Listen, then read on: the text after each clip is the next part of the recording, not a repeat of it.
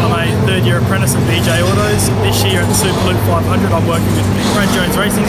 I'm enjoying it with all the hands-on work with the tyres, the brakes, suspension, doing refuelings and watching them just how quick they work, how prepared they are with everything. And I believe this will help my work immensely.